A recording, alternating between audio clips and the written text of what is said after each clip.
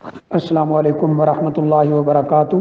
الحمد للہ رب العالمین والعاقبۃ للمتقین والصلاۃ والسلام علی اشرف الانبیاء والمرسلین نبینا و رسولنا و حبیبنا و امامنا محمد وعلی آلہ وصحبہ اجمعین، اما بعد۔ یہ کسی ہمارے بھائی نے سوال کیا ہے کہ اگر کوئی شخص انتہائی بوڑھا ہو چکا ہے یا وہ کسی ایسے مرض میں مبتلا ہو گیا ہے جس سے صحت یاب ہونے کی امید نہیں، تو اس کے روزے کا حکم کیا ہے؟ دیکھیے، ایسا بوڑھا شخص ضعیف العمر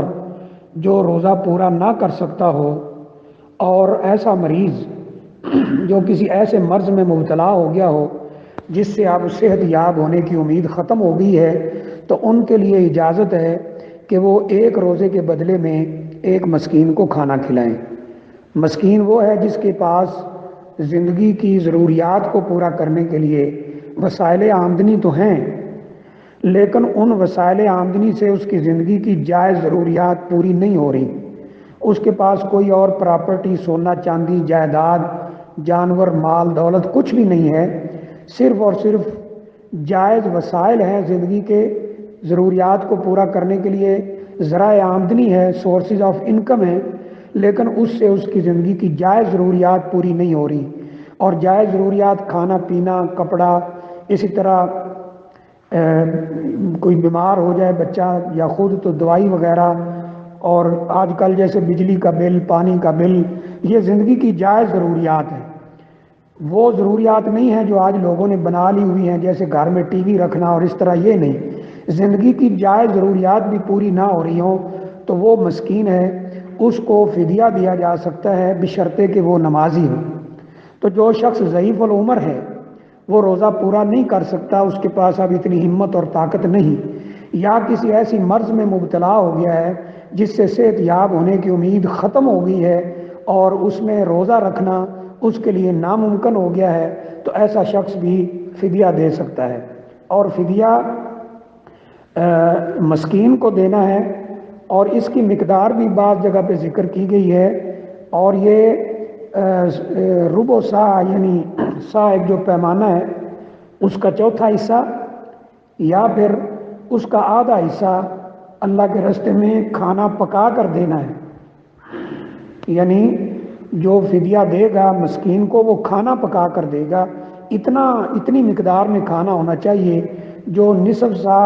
یا ربع سا کے قریب ہو۔ اگر ربع سا بھی لیتے ہیں جو کم سے کم پیمانہ بنے گا، تو یہ تقریباً آدھا کلو سے اوپر ہی بنتا ہے اور 1 کلو سے کم بنتا ہے۔ تو اتنا کھانا پکا کر جو کھانے کے قابل ہو، خود کھاتا ہو، جتنی اس کے اندر طاقت ہو، اتنا کھانا ہر مسکین کو، ایک مسکین کو ہر روزے کے بدلے میں، یعنی ایک روزے کے بدلے میں ایک مسکین کو وہ دے گا کھانا۔ جتنے روزے وہ نہیں رکھ سکا بڑھاپے کی وجہ سے یا کسی ایسے مرض کی وجہ سے جس سے صحت یاب ہونے کی امید ختم ہو گئی ہے، تو وہ کھانا دے سکتا ہے، جیسا کہ اللہ تعالیٰ نے قرآن مجید کے اندر فرمایا ہے وَعَلَى الَّذِينَ يُطِيقُونَهُ فِدْيَةٌ طَعَامُ مسکین، کہ جو روزہ نہ رکھ سکتے ہوں، کھانا دینے کی طاقت ان میں ہو، تو وہ ایک روزے کے بدلے میں ایک مسکین کو کھانا کھلا دیں۔ اور ابن عباس رضی اللہ تعالیٰ عنہ سے بھی مروی ہے،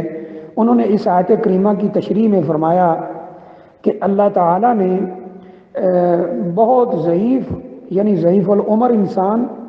اور جو عورت ضعیف ہو، اس کے لیے جو روزہ نہیں رکھ سکتے، اس آیت میں اللہ تعالیٰ نے رخصت دی ہے، جیسا کہ بخاری کے اندر موجود ہے کہ انہوں نے فرمایا کہ ایسا ضعیف العمر شخص یا ایسی ضعیف العمر عورت جو روزہ رکھنے کی طاقت ان کے اندر نہ ہو، تو وہ ہر ایک روزے کے بدلے میں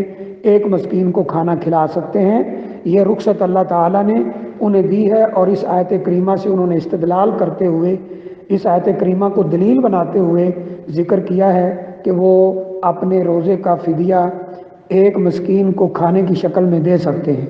اور بعض جگہ اس کی، جیسا کہ میں نے پہلے بھی عرض کر دیا، مقدار ذکر کی گئی ہے، ربع سا یا نصف سا ہے، اور سا تقریباً 2.5 کلو گرام یا اس سے کچھ کم ہوتا ہے، جیسا کہ بعض علماء نے اس کا وزن بیان کیا ہے۔ تو سا کا چوتھا حصہ، چوتھائی حصہ یا آدھا سا، نصف سا یہ دینا ہے۔ تو اتنا کھانا پکا کر دینا ہے، غلہ دینا جائز نہیں ہے، اور پیسے دینا بھی نقدی کی شکل میں دینا بھی صحیح نہیں ہے۔ علماء کے صحیح قول کے مطابق کھانا ہی پکا کر دینا ہے۔ تو ایسا کوئی بھی ضعیف العمر شخص یا ایسا کوئی مریض جو ایسے مرض میں مبتلا ہو گیا ہو جس سے اب صحت یاب ہونے کی امید ختم ہو گئی ہو، تو وہ ایک روزے کے بدلے میں ایک مسکین کو کھانا کھلا سکتے ہیں۔ اس طرح انشاءاللہ ان کے اوپر کسی قسم کا کوئی گناہ نہیں ہوگا۔ واللہ اعلم بالصواب۔